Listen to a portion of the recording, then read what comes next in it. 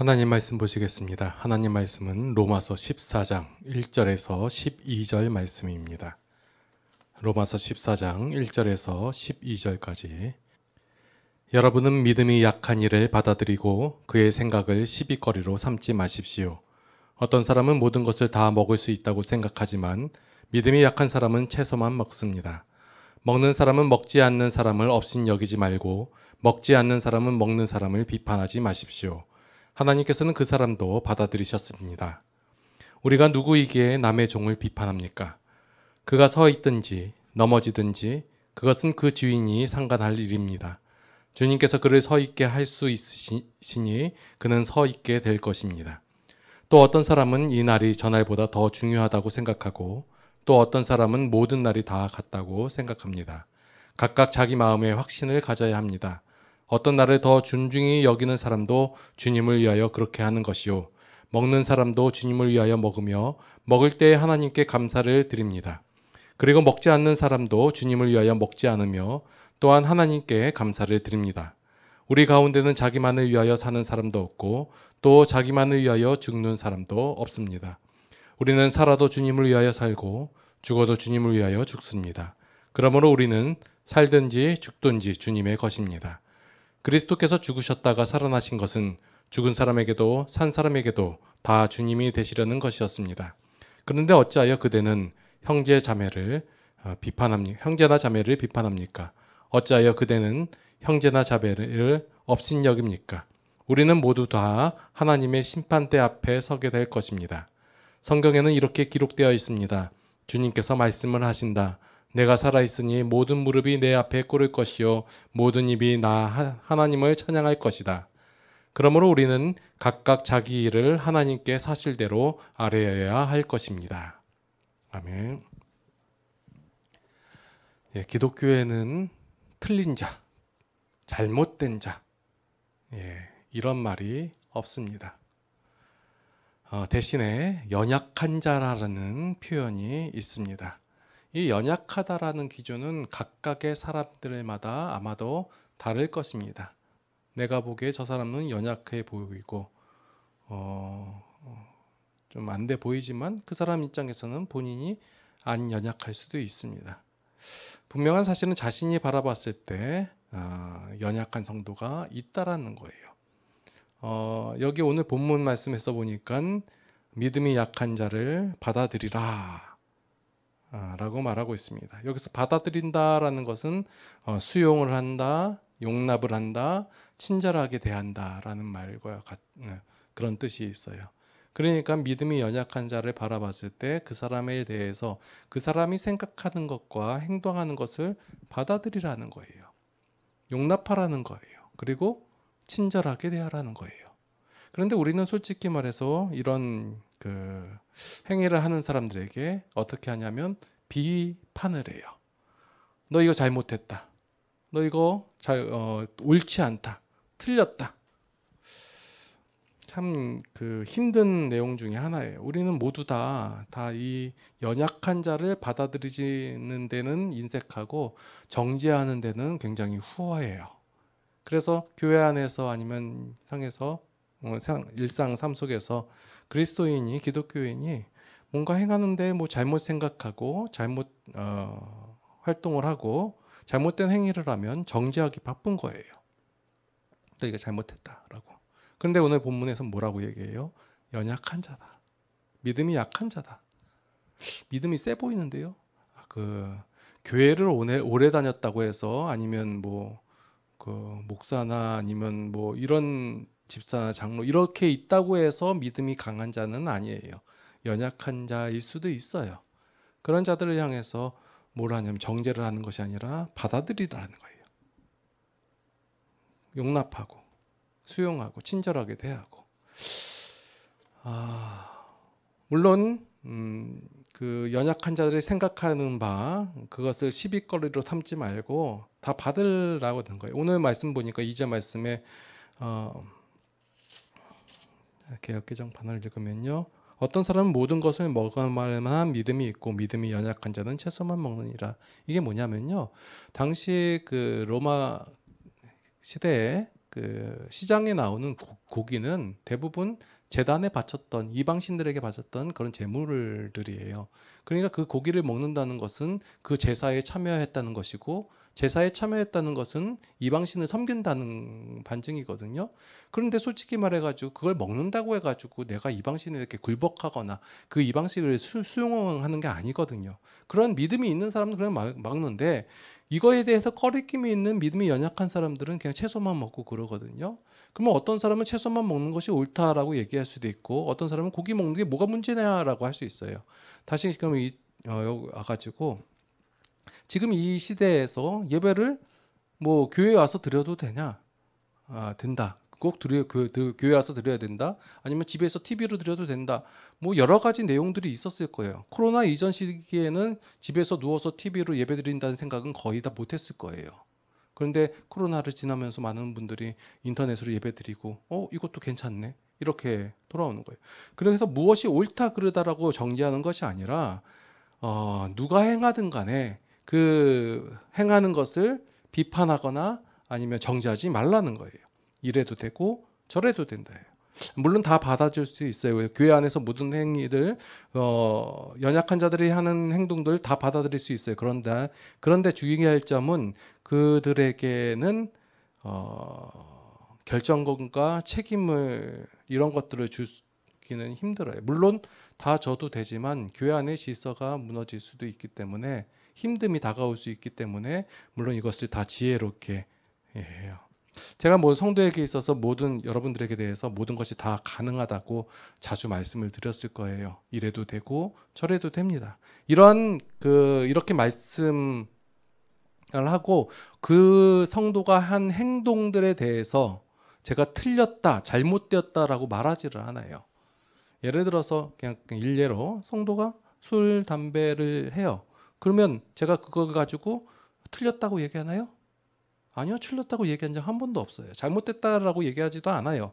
그러면 목사님, 그러면 성도에 대해서 이거 뭐 잘못된 거 잘못됐다라고 얘기하고 그래야지 교정이 되고 또 고치고 그럴 거 아닙니까? 왜 목사의 직분을 다 감당하지 않습니까? 직무유기 아닙니까? 라고 얘기할 수도 있어요. 그러나 저는 그거에 대해서 그 성도에 대해서 방종을 하는 것이 아니에요. 자, 오늘 본문을 통해 가지고 제가 어떤 마음으로 여러분들을 대하고 있는지를 한번 그 사도 바울을 비교해 가지고 한번 살펴보시기 바랍니다. 어떤 목사님들은 성도가 가만히 있으면 큰일 나는 줄 알아요. 그래서 365일 동안 교회에서 계속 돌려요. 그래서 계속 훈련시키고 뭐 어떤 무슨 훈련 해가지고 계속 훈련을 시켜요. 새벽기도도 나오게 하고 금요철야도 하게 하고 뭐 여러 가지 예배는 다 참석하게 하고 전도 특공대 나가서 뭐 전도하게 하고 여러 가지 일로 하게 해요. 이런 것들을 제가 잘못되었다라고 말하는 것이 아니에요. 해도 되고 안 해도 돼요. 이렇게 행했을 때 유익이 있을 수 있고 저렇게 행했을 때 유익이 있을 수 있다예요. 그러나 이것을 행한다고 해서 행하는 자를 정죄하지 말고, 안 행한다고 해가지고 안 행하는 자를 정죄하거나 비판하지 말라는 거예요. 하는 자에게 하는 유익이 있고 안 하는 자에게 안 하는 유익이 있을 것이고, 하는 자에게 어떤 오류가 있을 수 있고 힘듦이 있을 수 있고, 안 하는 자에게 오류가 있을 수도 있고 힘듦이 있을 수도 있다라는 거예요. 그것에 대해서 본인이 하는 것에 대해서는, 선택해서 하는 것에 대해서 비판하거나 아니면 정죄하지 말라라는 거예요. 그냥 더 좋은 것을 선택하면서 사세요. 이렇게 그냥 어떤 내버려 두는 것이 아니에요. 상대방도, 바울도 이런 상대방의 의견에 대해서 비판하지 말라고 하는 것은 어떤 방관하거나 그냥 될 대로 되라는 식으로 내버려 두라는 것이 아니에요. 자, 로마서는 지금 로마 교회에 있는 성도들에게 쓴 편지잖아요. 로마 교인에게 지금 이런 일이 있다는 거예요. 그 믿음이 약한 사람들은 채소만 먹고 고기 먹고, 그러니까 누가 고기를 먹는데 그거 가지고 채소를 먹는 사람들이 비난을 했을 수도 있고, 고기를 먹는 사람은 나는 이 정도 믿음이 되니까 먹어도 되고 너는 믿음이 연약하구나라고 비판했을 수도 있을 거예요. 이런 일들이 있었다예요. 그런 자들에게, 성도들에게 쓴 편지예요. 오늘 본문은 그들을 대하는 바울의 마음이 기록되어 있었어요. 그 바울은 성도에게 있어서 그 성도의 연약함에 대해서 안타까움이 있으면 동시에 하나님에 대한 믿음과 신뢰가 풍성한 자예요. 있었다는 거예요. 그럼 그냥 넌 이거 하고 네 마음대로 해라 하고 내버려 두는 것이 아니라 바울이 믿는 그 하나님은 믿음직스러운 하나님이다라는 거예요. 미쁘시다라고 표현을 하잖아요. 그러니까 바울을 바울되게 만드신 하나님을 믿으니까 그 하나님께서 자녀 삼아 주신 그 다른 성도들도 하나님께서 반드시 이끌어 가시고 완성하실 것이라는 그 믿음을 바울이 갖고 있었다라는 거예요.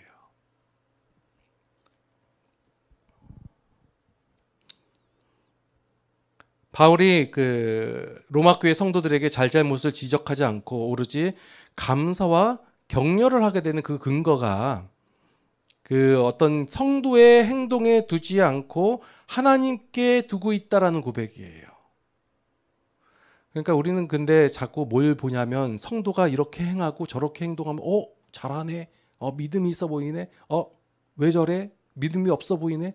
성도의 행동에 따라 우리의 신앙이 좌지우지 된다는 거예요. 근데 바울이 지금 감사하고 격려를 하게 되는 그 근거가 성도의 행동에 있는 것이 아니라 그 성도의 주인된 하나님께 있다라는 거예요. 자, 오늘 그 주인에 대한 내용이 4절 이후에 나오는데 바울이 이렇게 얘기할 수 있던 것은 그가 하나님에 대해서 자세히 알고 그 하나님에 대한 그 믿음의 담대함이 있었기 때문에 가능한 말이에요. 4절 말씀해 보니까 너는 누구냐라고 나와요. 너는 누구냐?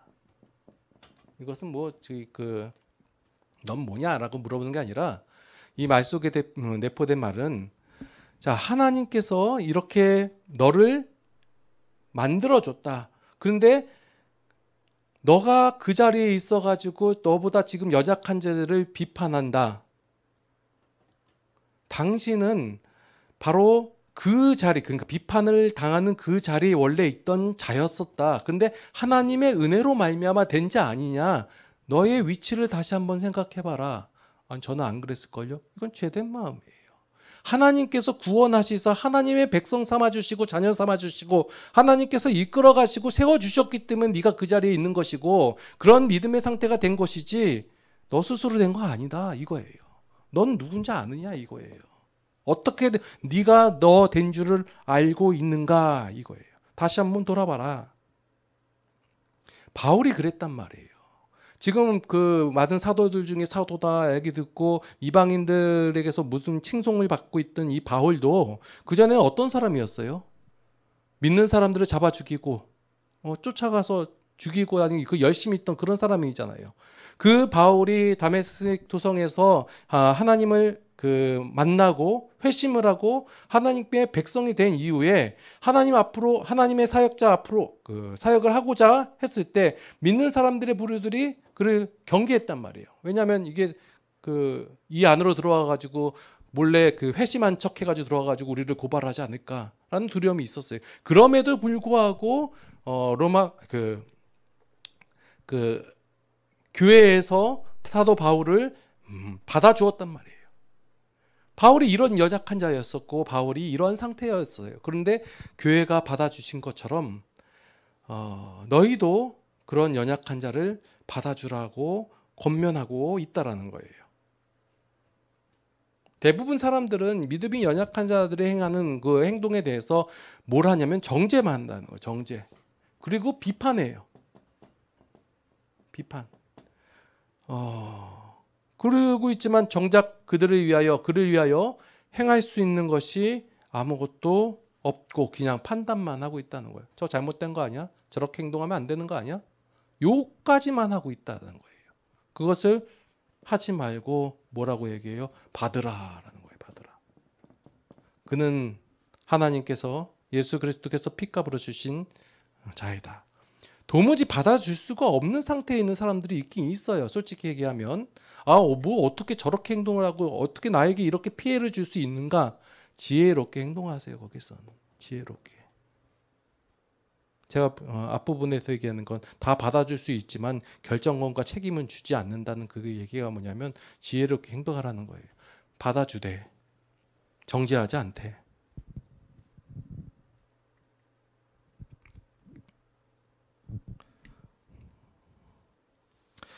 6절 말씀해 보니까 나를 중히 여기는 자도 주를 위하여 중히 여기고 먹는 자도 주를 위하여. 이를 주를 위하여라고 해석된 이 말씀은 주에 의하여 주로 말미암아라고 해석할 수도 있을 거예요. 성도가 하나님을 서로가 하나님으로 말미암았다고 말하고 서로 하나님께 감사한다고 말을 하고 있어요. 그렇다면 판단하지 말고 있는 그대로 받아주라는 거예요. 나를 중요하게, 저 같은 경우는 무슨 중요한 날 이렇게 안 정하잖아요. 교회 창립 7주년 뭐 이런 거 안 하잖아요. 그죠? 뭐 성탄절이라고 해가지고 뭐 맛있는 거 먹긴 하지만 뭐 크게 중요하게 여기지 않고 모든 날을 같게 여긴단 말이에요. 그러면 제가 모든 날을 같게 여기는 자 중에 하나예요. 그러면 어떤 목사님은 어떤 뭐 예를 들어서 사순절이다, 부활절이다, 어떤 중요한 날들을 중요시 여기게 해요. 중요하게 여기든 중요시 여기지 않든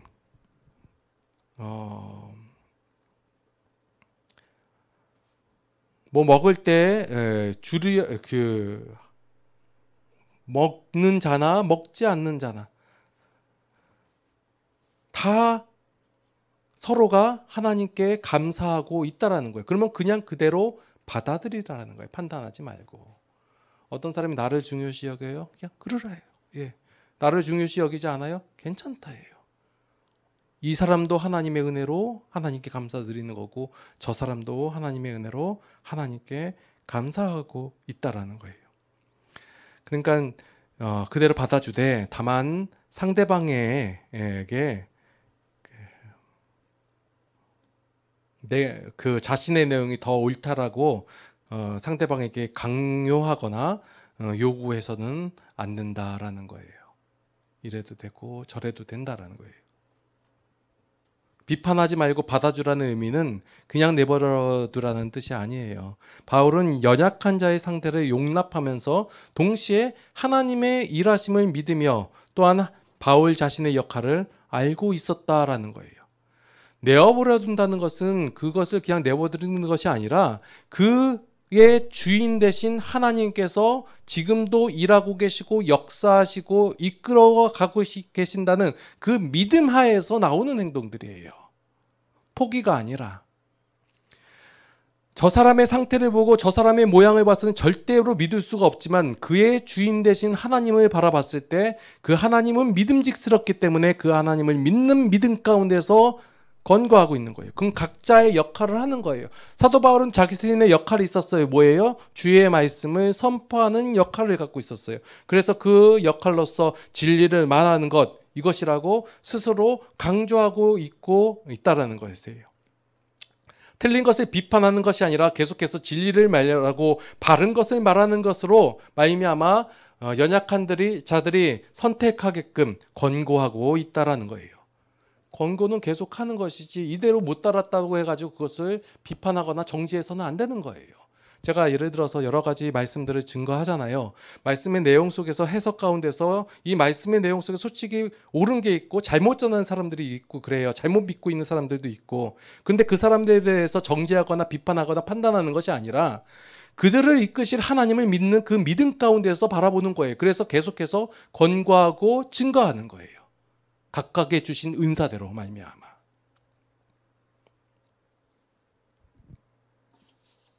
저는 어떤 사람 열심히 행하는 사람들, 헌신하는 사람들만 하나님을 위하여 사는 사람들인 줄 알고 있었어요. 그런데 7절 말씀 한번 살펴볼게요. 우리 중에 누구든지 자기를 위하여 사는 자가 없고 자기를 위하여 죽는 자도 없도다. 누구든지.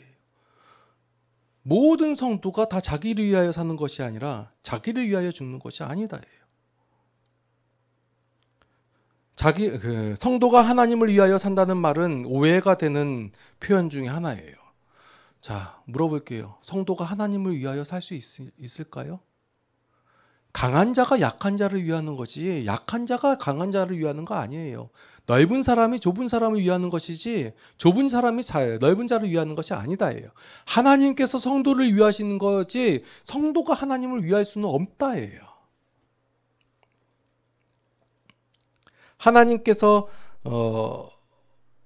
주인이라는 말의 의미는 하나님께서 인간의 뭐 생사화복을 다 휘어잡았고 하나님 마음대로 하신다는 뜻이 아니에요.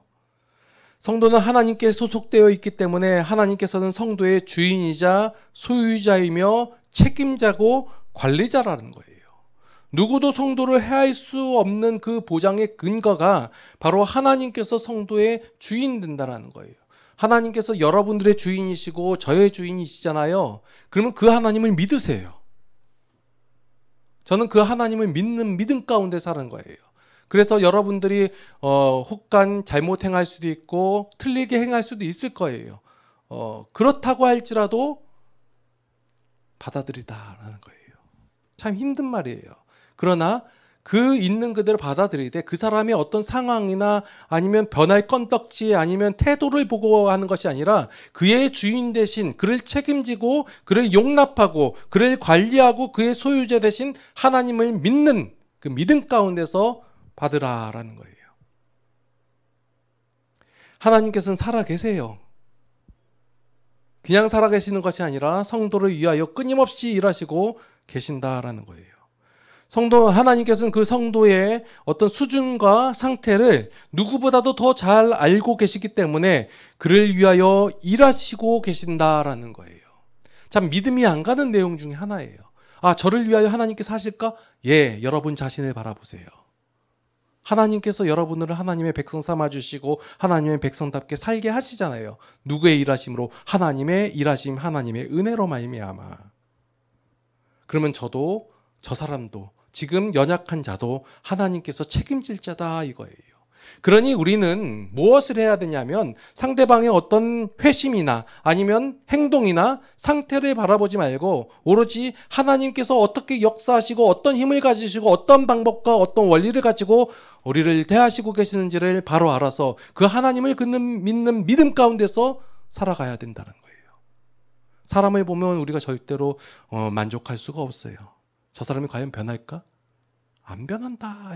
저는 손모가지를 건다. 이렇게 얘기하기도 하는데 저로서는 할 수 없지만 하나님께서는 다 하실 수 있다예요. 그러니 이 믿음이라는 게 얼마나 힘든 거예요. 하나님을 믿으세요. 좀 제가 가끔 가다가 농담식으로 많은 사람들한테 얘기를 해요. 하나님을 믿으시라고. 목사님들이나 집사님들한테.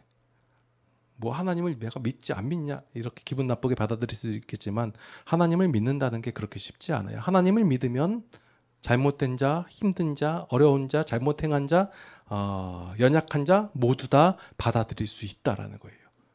역으로 얘기하면 그들을 받아들이지 못하고 있다? 하나님을 덜 믿고 있다예요. 안 믿고 있다가 아니라 하나님을 신뢰하지 못하는 거예요. 여전히 나의 노력과 나의 행함과 내가 어떻게 함으로 말미암아 하나님께서 좌지우지가 된다라는 이런 착각에 빠져 있기 때문에 우리가 하나님을 믿지 못하고 있는 거예요. 그래서 우리 가운데 혹시 잘못하거나 힘들거나 어려운 자들이 있으면 연약한 자다 해가지고 그를 위하여 기도하고 하나님을 행하심을 믿고 기다리는 거예요. 그리고 각자의 역할들을 행하는 것. 그 대신 이러한 모든 것이 하나님의 질서 가운데 이루어지기 때문에 뭐든지 다 무조건 용납해라, 받아들여라 이게 아니라 질서 가운데, 지혜 가운데서 행해야 한다라는 거예요. 그냥 내버려 두는 게 아니라 물론 저의 마음 가운데서 그냥 내버려 두고 싶은 경우도 있어요.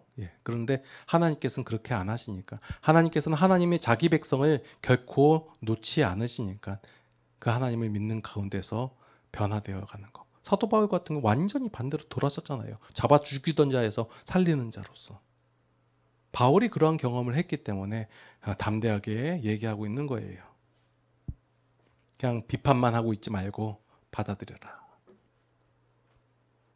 그래서 모든 사람들이 이제 결국적으로 얘기하는 게 뭐예요? 하나님 앞에서 나의 나됨이 바로 하나님의 은혜다라고 말하게 된다는 거예요. 기도하시겠습니다.